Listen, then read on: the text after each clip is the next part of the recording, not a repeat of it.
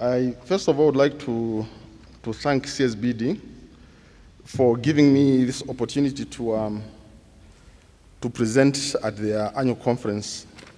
I'm a very close friend of CSBD. They have had this conference for the past 4 years, and this is but my first presentation I'm making. The paper that I'm going to present talks about a very interesting person, the business owner. In this respect, the small business owner. A lot of things can be said about this particular person, and a lot of things wrong things can be said about him or her.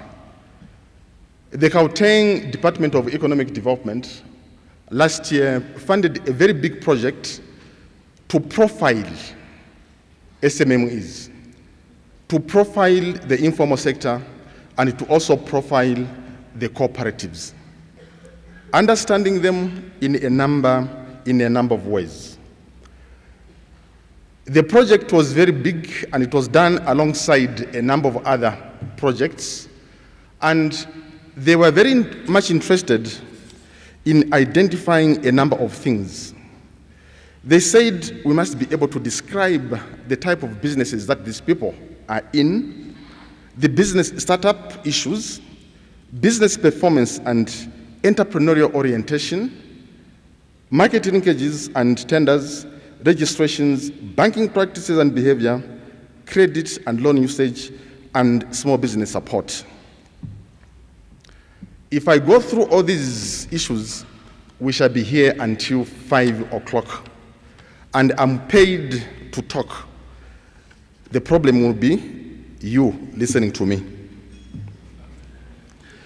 Before I begin the presentation, I want to reiterate on a point that our executive dean made. He talked about the entrepreneurial spirit, and he said one or two very interesting things. I've decided to take the biblical route, and I want us to look at a bit of understanding on what exactly is the entrepreneurial spirit. But before we do that, can you please open your Bibles to Genesis 1? And I'm going to read from verses 1 up to verse 3. In the beginning, Genesis 1, verses 1 up to 3. Sorry, some of you are still looking for it. It's the first book in the Bible. Not Revelations, no, it's the first book. It says, in the beginning, God created the heavens and the earth. The earth was formless and empty, and darkness covered the deep waters. And the Spirit of God was hovering over the surface of the waters. Then God said, let there be light. And there was light. In this, I see three people working together. First, I see God the Father. I see God the Son, who is the Word, and I see the Holy Spirit. The triune or the Godhead always works in unison. They never are in conflict. They are always together. Let's look at the business person. He also has apparently three spirits. There is the entrepreneurial spirit, which the dean alluded to. There is the managerial spirit, and there is the technician spirit. And the three always oppose each other. The entrepreneurial spirit is the spirit that dreams and enables a business to grow. And if the business owner has that spirit, then he will manage to drive his business to growth amidst the most difficult times. The managerial spirit, they plan, they strategize, It strategizes, it plans, and makes sure that systems are put in place for things to happen. Now we can see already, if the owner of a business has got the entrepreneurial spirit, he's going to be a dreamer and a person that does not want any kind of order and system to prevail. All he wants is to grow and grow and grow the business. Then there is the technician spirit, the spirit that does the things within the organization. This spirit doesn't want to be told what to do. This spirit is already overburdened in terms of what has to be done in the company. It wants to be independent of the manager. And the last person that it wants to see is the owner of the business, because it knows that everything that they do, they are making money for the entrepreneur. Can you think of the various government programs and interventions that South Africa has put in place to promote and develop entrepreneurship in South Africa? I want you to ask yourselves one question. Have these programs addressed the issue of improving the entrepreneurial spirit? Number one. Have they concentrated a lot in terms of equipping and keeping alive the managerial spirit? I think yes, we have done quite a lot. The technician spirit, have we done a lot? Not much, because people enter to be owners of businesses already with a technical skill. Everything I'm going to say from now onwards will reflect on what should happen in this particular area, these three areas. The study that we conducted was, as I said, was funded by GDED, and we went into the 5 regions in Gauteng. Our sample was not very big because of budgetary reasons and also reasons pertaining to the time. But we went into Westland, we went into Sedibeng, we went into Mosiding, we went into City of Joburg, Swane, and then Ekurhuleni. And we were interested in talking to the formal SMMEs, the informal SMMEs, the formal cooperatives, the informal cooperatives, and the informal sector. The baseline study, I present the results now. And I'll be very quick because I have 12 minutes to go. The first thing that we did was to segment this huge market that we normally call SMMEs, which consists of informal people, formal people, cooperatives, and so forth. And we came up with a very interesting observation. 60% of SMMEs, we said, fall between business sophistication measure 1 up to 4. These people are survivalists. They are informal, micro, and very small. The question that I ask myself is, if these people have to be developed, if these people have to contribute to wealth creation in the country, can they actually do it?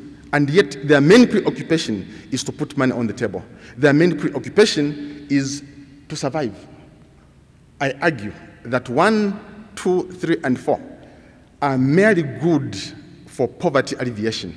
They provide a very good necessary safety net so that society and communities do not slip into poverty.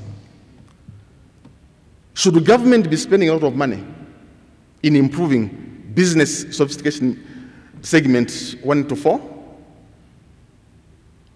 so that they can absorb the unemployed, so that they can create employment? I say no. They must be very careful. The only segments, if I can point, which could be of use in this case would be those particular segments from 5, 6, and 7. They showed the potential to be engines of growth. They showed it to be sophisticated enough to receive finance and use it appropriately. They showed a potential for them to be able to receive technical skills and be able to manage their businesses appropriately. I ask again, where should government concentrate their support on? In terms of age, Watch this very carefully now, and I'll spend time on the right. The sample, 38% of the sample were mainly between the age of 35 to 49. The youth were 32%, and then the elderly people over 50 were 28%, the Magogo. My take on this one is that the growth potential lies within the segment that is between 35 and 49. The Magogo, 28%, they are tired. They won't contribute much in terms of wealth creation. I suggest that the youth who constitute the 2% be involved more in startups and be assisted by government to stabilize their particular businesses. Gender was another one, and gender, men dominated, and yet women form mostly women head households alone. And then there were more women in BSM 1 up to 4. And if you remember what I've just pointed out, BSM 1 up to 4 mainly consists of those people that are very small, people that are mainly in the informal sector. That, to me, is something that must be addressed. Let's look at the recommendations. The recommendations I pulled out from these observations are 5. There must be very clear strategies being used by government to promote startup companies, to stabilize companies, and to grow companies. And I dare say that this is not only for government, but something that should be embraced by most institutions that are providing business development services to the SMSs. Startups, stabilization, and growth. I then also recommend that there be pronounced interventions for women, that there be more targeted youth interventions, and that soft loans, grants, and subsidies be used for all the 3 sectors above. Government must start expanding their budgets to provide grants to start-up companies, mainly in the youth, amongst the youth. Government must also try and set up funds to stabilize institutions that have already been established. And then the last recommendation there is that family business training is needed so that the knowledge that is held by the elderly people is passed on to the young people. What business are you in? The answer you already know. Most of the people were in selling something that they buy from another business. We are a nation of traders, and that is the best way that you can describe the SMMEs in Gauteng at present. At best, they are traders. I argue that there is a need for moving them from retailing to areas where they add value, and for that they must be supported. We just need to have more SMMEs who are in business to create value, to manufacture something for somebody, and not just buying and selling. I then again say, and please watch out for my repetitions, more women than men should be put in incubators. Why incubators? Incubators are a place where you can start molding the behavior of somebody. On an everyday basis, you can see what somebody is doing. On an everyday basis, you can instruct somebody to do the right thing. And I propose that we be more deliberate here to put more women in incubators for them to learn how to do business. And also, I argue that the divapreneurs and younger people also need to be targeted. I repeat this particular point simply because government programs are good, but most of the time they are not meant for somebody, they are meant for everybody. And that strategy, these strategies do not seem to be working very well. Business startup issues, on average, the average age was 3 years, and then most of them were necessity entrepreneurs. Problem that they lack the entrepreneurial spirit, and that makes them very vulnerable to business problems that might occur. Sourcing capital was the usual problem in terms of starting up. And I make a number of recommendations here. I say, if these businesses have on average been in business for 5 years, it means, one, that they need a lot of management training. Train them in managing their businesses. And for that, I'm happy to note that there's been a mention time and again in terms of the improving or the introduction of mentorships and then the coaching to support the entrepreneurial spirit. You cannot touch the spirit of entrepreneurship by putting somebody in a classroom for 8 hours. It doesn't just happen. But with a coach and a mentor, that spirit can be developed very easily. The banking practices and behavior, we found out that in this sector, there are very poor financial management practices, and the main thing was not that people don't know what to do. They do know what to do. They know that they must keep financial books. They don't keep financial books.